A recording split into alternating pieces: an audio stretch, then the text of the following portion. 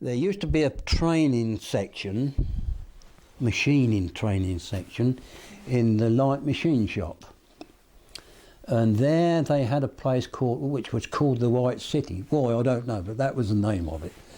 And we had senior apprentices in there, lads that were coming up, coming at the time actually. And I was asked to take in charge of that, which I did. That was my first step into training. So he said, would you like to go in the training centre? I said, well, I have never thought about it. He said, well, John Newman's going in, as in charge, is he? So I said, can I go and have a word with John? And I went and had a word with John, because I'd known him for some little time. And we talked together, and he said if I went in with him, he would want me to do certain things. And I said, all right, John, I'll give it a try. Yeah, I used to go around to schools, actually, local schools, and talk about engineering and tell them what we made. And we used to have a film, you know about the film, we used to have a film called 700 Miles of Oil, and we used to take that with us, and we used to show it to them and explain all the details. If any questions they wanted, we answered. And it was surprising how many people it drew in. One of my jobs was to pick them up from the gatehouse on their first day. They would arrive, and the gatekeeper would put them in a little room next to the gatehouse. And one of my jobs, John wouldn't go down, would be me. I would go down, and I'd stand outside watching them. They didn't know I was the person to take them at that time, and I would stand watching them and see how nervous they were. Where we done well, really, was the fact that we were not concerned with production. We were training, and we were there to train. And the consequence was that we had directors or works manager or somebody like coming up and saying, well, do you think you could make me a presentation for so-and-so who's retiring? Well, you could take a lad, say, I want you to do this, where I couldn't, or the machine, the other instructor couldn't, because you've got to look after the other 7. Yeah. I mean, I don't know, did he tell you about the making of the fishing trophy? Well, it was stainless steel on a dodecahedron. Yeah. And he got one boy polishing it, and the boy dropped it.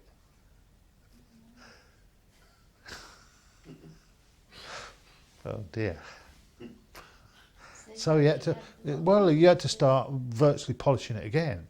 You know, it was coming up to the finish, and he dropped it, and that was easy to do. I mean, it's only a young lad. Well, the base was oak, the pitch and the lines are all white and green plastic. The stadium round the pitch was all stainless steel, sheet stainless steel.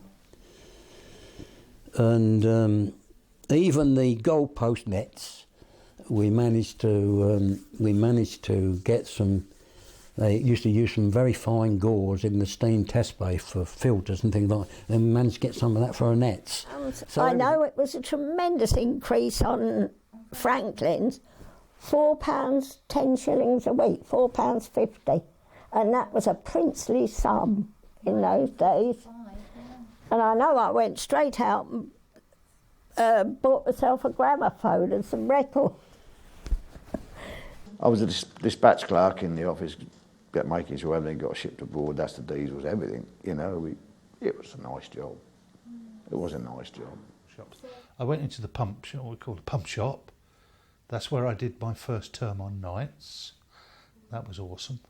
I think you started at 7 at night and went on till 6:30 in the morning, something like that.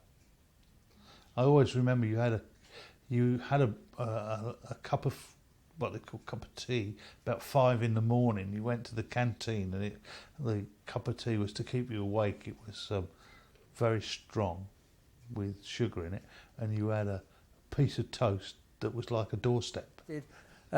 We used to have 2 coppersmith shops at Allen's. We had one on the steam turbines and one on the diesel engines. And diesel engines and steam turbines need oil, water, fuel, air. Steam turbines don't. They need steam and some oil for lubrication, etc., and possibly some water for cooling. So there's lots of pipe work on an engine, and that's what we did. And was part of the team for building the engines, and I enjoyed it. I never wanted to come out apart from the fact I just wanted a career change rather than being in the factory all the time. And in the accounts department, well, it was so old-fashioned that if you went in there, they were sitting up this high on stools, yeah. I couldn't believe it when I first went and saw them. Eventually it got, and I, for myself, I never had an electric typewriter, because eventually when they were going to have them, I remember the man coming round and saying about, well, what about Miss Field? And Dennis said, oh no, she won't need one. The heads of the wages office used to sit in the front facing us. Just like a school. Just like school, yeah, it was. I couldn't believe it when I walked in there. But I suppose in big offices that was the normal way. But like the factory itself was divided into what they call shops. Yes. The heavy machine shop, the light machine shop, the diesel shop, the electrical shop. And you worked on a particular shop, yeah. And I was transferred to the electrical department, which was a fairly big office, and it was sort of self-controlled. I mean, there was a separate office for doing the postal work and that, but we always did our own. And instead of taking it to them, it was that sort of office. So was there a larger staff there? Was it one big office? Or? Well, the typists, shorthand typists, we were in one little office, and then there was another glass enclosed office where the boss was, and then the others, there was 1, 2, 3, 4, 5 or 6 designers, a couple of contracts engineers, another one who did all the buying and selling, and another one who did spare parts. And then plus a young girl who was a general office girl. Yeah. And the only snag with Allens was if you was good at your job, you found it very difficult to get promoted because they liked you where you were. And we always said we were too good at our jobs to get promoted. And you saw, I can't use the words I'd love to use on there. The not so good machinists got the better jobs, which was rather annoying. They just wouldn't let you go. When I first went, I mean, I think it was every month they had what they called a suggestion scheme, so that men in the works who'd got an idea which they thought might be useful, they could fill up a form, and then there'd be a committee, and some of them they would say, you know, it won't be useful to us. Others got some money in recognition of what it was. I mean, I decided, and the family agreed, that I should have some experience of engine room machinery afloat, more than I had had on the Clyde with John Browns. And so I got a job with the Orient Steam Navigation Company, which was a very good customer of W.H. Allens. And I spent a year with them, going on a passenger liner called the All-Sova, to and from Tilbury to Australia, and on one occasion across the Pacific and back again to Australia. So I had quite a lot of experience of engines, or engine room machinery, and it was very hard work. One was working 4 hours on, 8 hours off, round the clock for 4.5 months' time.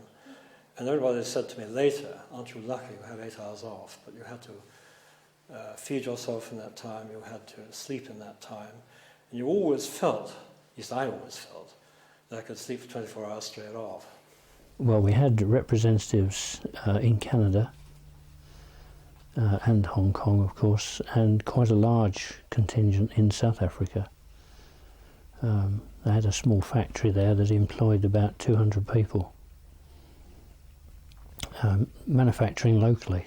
you was always aware of where the diesel engines were going because they were given a number and the name of the person who purchased them or where they were going. So if you would, we had one very big contract I'm trying to think when it was, I don't know whether it's 55 or sometime like that, which was called the Burma contract. Now that was to build, at that time, the longest pipeline across the top of India. And there was 52 diesels. And then I went for a short period to India under the wing of a man called E.F. Clark. At that time, he was resident representative of the company in India. And he was doing a survey at that time looking at the potential for manufacturing diesel engines and pumps, I think, in India. Up to that, prior to the survey, his role had been sales. So I was sort of pushed into the operation to take over his role of sales whilst he was doing the survey.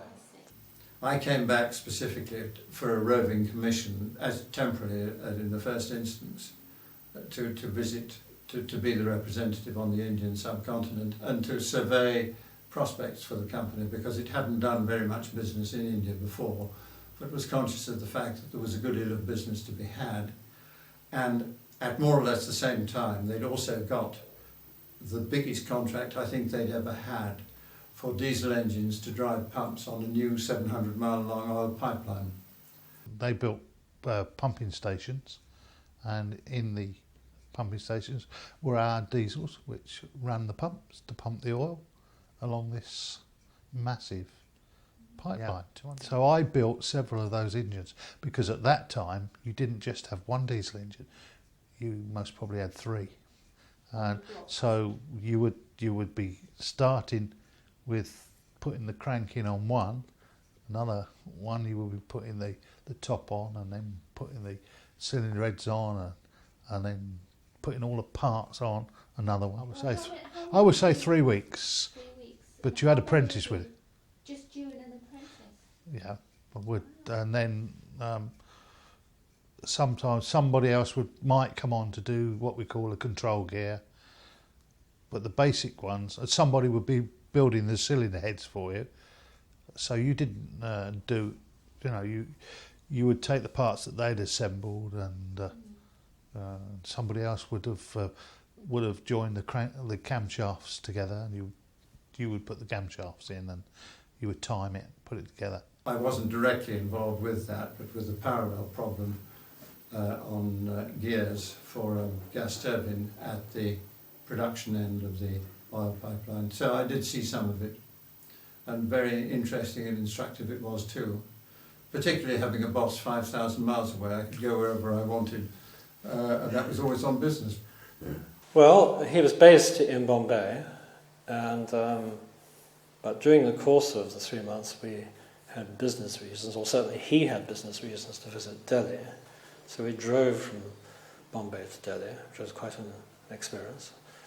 And we spent about a month in Delhi and then came back again to Bombay. The overseas work came along initially on model testing, and we were testing a very high power pump for the Rand Water Board in South Africa, where the machine had been rejected on site because it was extremely noisy.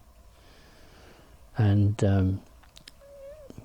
the customer, although he'd rejected the pump, was actually very helpful.